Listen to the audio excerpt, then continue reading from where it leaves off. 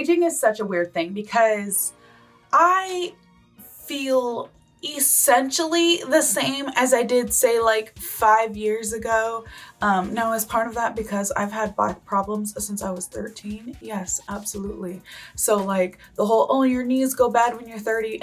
Baby girl, my knees, shoulders, hips, they've all been bad. Everything has been bad for years. But I feel like essentially the same, you know, like, and I still kind of like when situations happen, right? I'm looking around like, damn, where are the grown folks, forgetting that I am the grown folks. Like I am the adult in this situation. But anyway, I've recently discovered the joy and the freedom that comes with buying clothes that are like 2 times too big for you. Exhibit A, right? This might actually just be an XL. I think they were out of the double XL, which is what I was trying to get. But like, this is fantastic. You mean to tell me y'all have been living like this? This is incredible. And before somebody out there is like, oh, I'm 16 and I've always dressed like this. Aging is a personal thing, okay? And me, personally, when I was younger, I loved a tight little top, okay? I loved a midriff-bearing blouse, okay? I was all about the cleavage. And now I'm just like, oh my God, where is that big ass comfy shirt that I can just toss on over a pair of jeans and not give a fuck for the rest of the day? It's really nice, actually. I really enjoy it. And now this is not to say that I do not still enjoy a slutty little top, because I absolutely do, okay? But it just doesn't have to be an everyday thing anymore, you know? Like, I can chill some days, okay? I can get off your necks some of these days. Anywhoozins, what up, Ho Biscuits? It's your girl Skitten back at it again. I went to go see Hozier on Sunday. It was amazing, fantastic, incredible. Love that man down. And I got to go see it with Dr. D, and that was even better. So it was just a fantastic experience all around. We are here for the 3rd part of Nazi occultism, Hitler versus magic. I know that I told you in the last video that it was going to be out in a couple of weeks, and in my defense, I did shoot it along with the 3rd and final part of SCP Sedition of 049, and then the video card corrupted. And so yeah, I was very tilted after that, and things kept piling up that I needed to do, and so this definitely fell by the wayside. But we're back now, okay? And I will do better, and I won't let the video card corrupt. I will will it to not do that shit, because I literally cried. Like, it was very upsetting. Anywhoozins, I hope you guys are doing well. I hope you guys are staying safe and sanitized. Make sure you guys check out the first 2 videos in this series, and then come back to this if you haven't already watched those, because that's how numbers work. It goes 1 and then 2 and then 3, okay? All right, without further ado, let's go ahead and get started. April 1933. A police flashbulb lights the corpse, lying in a shallow grave southwest of Berlin. It's a male, shot once at close range. Damn. The victim is Erik Hanussen, who has been missing for a week. A prominent clairvoyant and occultist, he'd been born to a Jewish family in Vienna before obscuring those origins to cozy up with the rising National Socialists. A close associate with the SA stormtroopers, his predictions had increasingly consisted of anti-Semitic pronouncements and visions of a coming Third Reich. His murder, officially unsolved, may have even been due to his greatest public prediction, that the Nazis would come to power after a fire at the Reichstag. A plan possibly divulged to him in advance by his brown shirt friends, and one they did not want public, giving all the more reason for a team of stormtroopers to, for example, gun the kidnapped psychic down in a lonely field. Jesus. His death is estimated to have happened on March 25th, just after the Enabling Act granted Chancellor Hitler the power to rule free of constitutional constraints. Jesus the Christ. First victim in Hitler's war with occultism.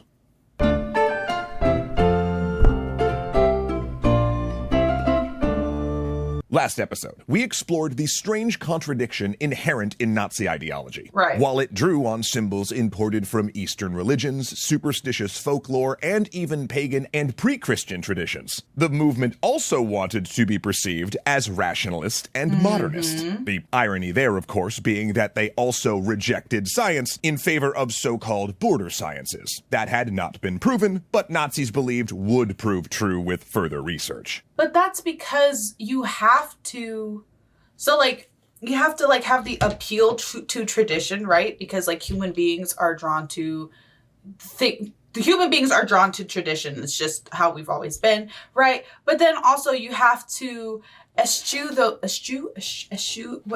get rid of those traditions, right? You have to say you want to take the imagery, but you have to push that away because you're not abiding by those actual traditions. And once people start calling you out on that, everything falls apart.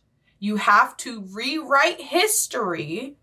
You have to rewrite history in order to enable this kind of takeover. And it's very interesting to see how that applies to a lot of modern things as well. That doesn't mean that the Nazis tolerated occult practitioners. Remember, good National Socialists were supposed to reject superstition. Yet, for its first 4 years in power, Hitler's regime was surprisingly hands-off about the large number of self-proclaimed clairvoyants, graphologers, mediums, psychics, and astrologers who'd become so pervasive in the miasma of anxiety that pervaded Weimar Germany. Because the fact was, a lot of these folks saw the meteoric rise of the Nazi Party, especially after Hitler's imprisonment after the beer hall putsch made him a national celebrity, and started tailoring their predictions to forecast the movement's rise. Therefore, a lot of opportunistic occultists, as well as theosophists, Ariosophists, and those interested in resurrecting Germanic religion, were absorbed into the Nazi orbit. In fact, there were those who felt that Hitler was being too lenient on occultists, and began a personal crusade of debunking those they saw as superstitious frauds. Chief among them was Matilde Ludendorff, second wife of the World War I general Erik Ludendorff, who'd thrown his weight behind Hitler's beer hall putsch, then retired from public life after an unsuccessful run for president in 1925. A psychologist, Dr. Ludendorff became an opponent of occultism after treating several patients she believed had been negatively impacted by supernatural dogma. She and her circle published articles and books attacking occult practitioners, exposing frauds, and criticizing what she saw as faulty pseudo-history. Things like linking German Aryans with the Indo-Aryans of India, belittling those who used the swastika and tried to connect Siegfried with Buddha and Krishna. She also published exposés on how mediums faked spirit activity in seances and the psychological techniques clairvoyants employed to make it seem like they were reading clients. In fact, Erik Hanussen from the beginning of this episode was one of her favorite targets, at least until he turned up in a shallow grave. Oops. And if at this point you're thinking, oh man, finally a decent skeptic here, someone who's sensible and has her head on straight. Not so fast there. See, one reason Dr. Ludendorff hated occultists so much was that she was a major promoter of the stab-in-the-back myth. An idea popularized by her husband that Germany only lost World War I because they were sabotaged on the home front by Jews, communists, pacifists, and, she argued, occultists. Yeah, see, Dr. Ludendorff was seriously anti-religion. And I mean really, really anti-religion. For instance, she considered Christianity to be a fraud. She once called Jesus a Jewish trickster who never died on the cross, and said that the religion should be abandoned. In fact, she created her own polytheistic spiritual group known as the Society for Knowledge of a German God, attempting to resurrect German paganism. I'm so confused. If you're anti-religion, bitch, stand on that shit. How you start... Okay, what... Don't nobody want to stand on business no more. In case you couldn't guess by now, her writings were also rabidly anti-Semitic. Yeah. Which, I feel like we need to touch on this also because I have seen an increase in people who are like, oh my God, Candace Owens and Tucker Carlson have finally seen the light and they're standing against Trump and I can't believe I'm agreeing with Candace Owens and Tucker Carlson. Shut up! Shut up. Let's utilize some fucking critical thinking, okay? those people still are what they are. It does not excuse all of the vile and terrible shit that they have said and done. So when you see somebody who is clearly on the wrong side of history and you see them saying something that you agree with, examine why they are saying that, not why you suddenly agree with them. Then in the 1930s, she and her husband authored a series of increasingly unhinged books and pamphlets, insisting that occultists were secretly allied with Jesuits, Freemasons, Chinese magicians, Jews, the British royal family, African mystics, and socialists in a vast conspiracy to bring the German race down, all organized by their dark puppet master, a man controlling it all from his remote mountaintop palace. The Dalai Lama.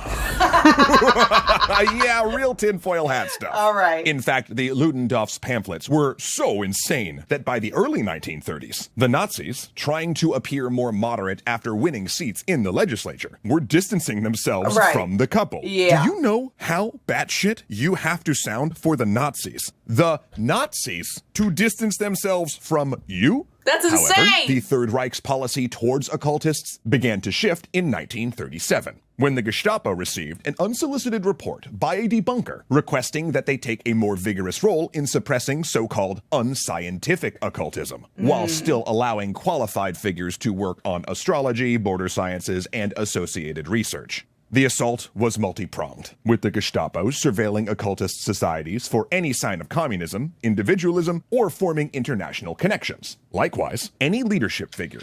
Communism or individualism is hilarious. Individualism, or forming international connections. Likewise, any leadership figure that appeared to have a charismatic sway over followers were intimidated into silence as a way to cut off rival leaders. Especially targeted were those whose predictions contradicted party dogma. This was accompanied by a public information campaign of lectures and articles condemning superstition and charlatanry, while claiming that occult practices were a secret attack on Germany by Jews and Freemasons. New laws criminalized commercial astrology and palm reading, and once the war began, astrological calendars were also banned, due to the possibility of their use by the enemy in undermining morale. Meanwhile, a group of government-associated debunkers performed shows revealing the secrets behind everything from knocking at seances to card tricks. And what followed was, well, something kind of right out of Arrested Development. The Reichs Artists Union filed a protest with the government, complaining that their debunkers were robbing stage magicians of their livelihoods by revealing the secrets behind magic tricks. Their art, they argued, was purely for entertainment and should not be punished along with psychics and mediums. This feud between the magicians and debunkers stretched for 2 years into 1941, and the magicians eventually triumphed when Hitler personally exempted them. After all, they were showing their patriotism by entertaining troops while giving onstage disclaimers that nothing they did was supernatural. Then on May 10th, 1941, repressing occultism became a major priority. Because on that day, Deputy Führer Rudolph Hess climbed into an aircraft in southern Germany and flew alone to the UK. After crashing in a field in Scotland, he was quickly apprehended and turned over to British interrogators. Hess told them that he'd come to negotiate peace between Germany and the British Empire. See, with the coming invasion of the Soviet Union, Hess feared a two-front war and decided he'd stop it by unilaterally negotiating peace. I'm assuming he didn't ask first. I'm assuming he did not say, "Hey, yo, Adolf, I'm gonna make a quick run over to the UK real quick, you know, and just try to see if we can calm things down a little bit, de-escalate, you know?" In doing so, he hoped to make Hitler proud. Spoiler alert, Hitler was not proud. In fact, upon receiving Hess's letter explaining the action, he apparently screamed so loud that it echoed across his mountaintop vacation home. Jesus. Something had to be done immediately to reassure the public and signal Italy and Japan that Hitler was not trying to make a separate peace with Britain. And the solution was to portray Hess as mad in the German press, driven insane by World War I wounds, and foolishly falling prey to astrologers and mediums. As part of that, Reinhard Heydrich, a major rival of Hess and anti-occultist, later known as Heinrich the Hangman, unleashed a countrywide operation called Action Hess. that arrested hundreds of occultist practitioners, closed their publications, and confiscated thousands of books. This time, it was not just the commercial psychics, but also everybody. Ariosophists and Theosophists, those that shared Nazi radical beliefs. Hess's personal astrologer was imprisoned, while some went to concentration camps. They never saw it coming, noted propaganda minister Joseph Goebbels in his diary. Yet this repression was not the end of occult practice in Nazi Germany, because while the Gestapo and security service swept up targets, they found themselves stymied by senior figures who wanted to protect those that practiced, quote, scientific astrology, who had degrees or were performing, quote, important work on dowsing and discovering enemy ships via pendulum. Also, the occult books confiscated were not burned like the others, rather redirected into the library of Heinrich Himmler, head of the SS, because they were to be used in a grand project already underway. For in 1935, he had founded the Ahnenerbe, a society for the study of German ancestral heritage, and they had dispatched teams of academics to places as far-flung as Tibet and the Crimea, looking to find and verify the imagined past of supermen that underpinned their racial ideology, attempting to not only prove that the Germans were the world masters, but that in ages past, the newly invaded lands of Eastern Europe had actually belonged to them, which means...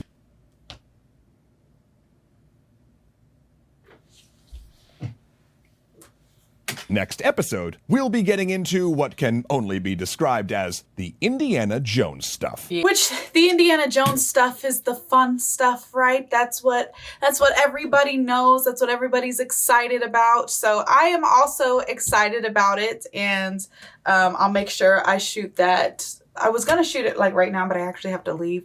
But I'll make sure I shoot that within the next day or two, and it gets posted within the week after this one gets posted. Anywhoozins, thank you guys so much for coming along with me on this journey. I feel like this is such a niche, or somebody was like, it's actually niche, but like niche sounds stupid.